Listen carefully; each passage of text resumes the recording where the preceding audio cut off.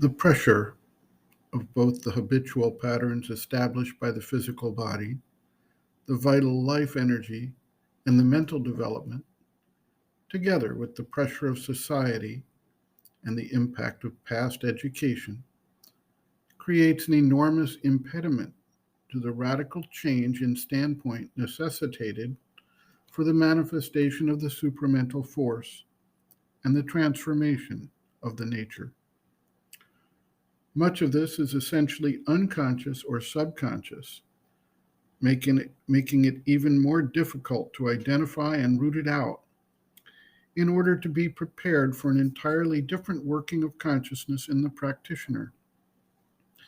It is said that day for the ordinary man is night for the yogin. The reversal of consciousness requires that virtually every action and reaction that comes naturally, based on the past ingrained habits and education, must be reviewed and dispensed with in order that an entirely new action of the divine force can take place, guide, and direct the being. This is not easy, and many sadhaks of the yoga at one time or another fall into the trap of trying to evaluate the yogic process and development using the tools of the mind, the emotions, the life force, and the body's reactions. These, however, are clearly unable to evaluate and understand something that operates from a totally different standpoint and uses a totally different basis for its actions. We cannot expect someone, for instance, not trained in quantum physics, to understand the principles of quantum physics and be able to apply them. How much more difficult is it, then, to try to appreciate the spiritual action from a purely mental framework?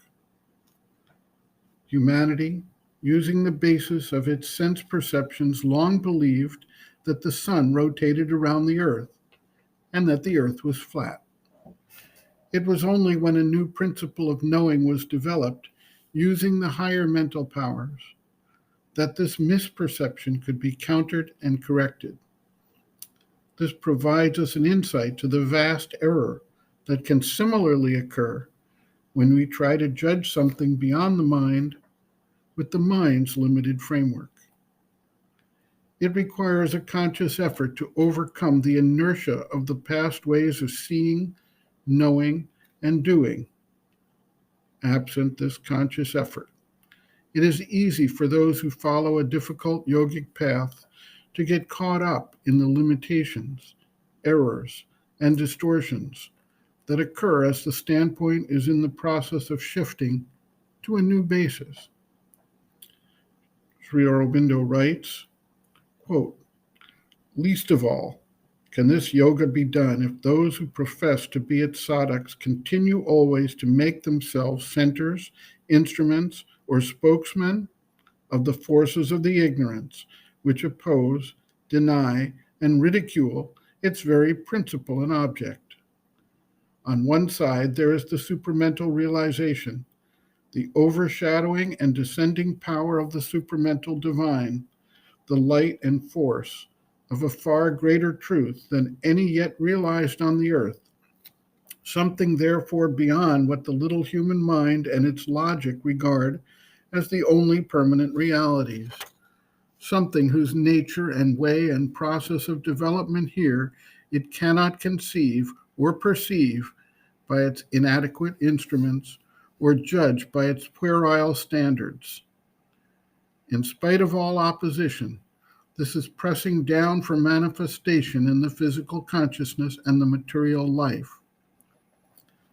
On the other side is this lower vital nature with all its pretentious arrogance, ignorance, obscurity, dullness, or incompetent turbulence, standing for its own prolongation, standing against the descent, refusing to believe in any real reality or real possibility of a supramental or superhuman consciousness and creation, or, still more absurd, demanding, if it exists at all, that it should conform to its own little standards, seizing greedily upon everything that seems to disprove it, denying the presence of the divine, for it knows that without that presence, the work is impossible.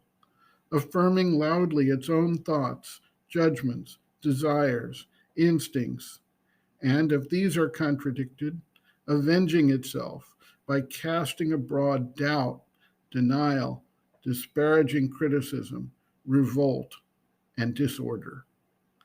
These are the two things now in presence between which everyone will have to choose. For this opposition, this sterile obstruction and blockade against the descent of the divine truth cannot last forever. Everyone must come down finally on one side or the other, on the side of the truth or against it. Supramental realization cannot coexist with the persistence of the lower ignorance. It is incompatible with continued satisfaction in a double nature. End quote. Reference, Sri Aurobindo, Integral Yoga, Sri Aurobindo's Teaching and Method of Practice. Chapter 9, Transformation of the Nature, Transformation of the Vital, pages 246 to 259.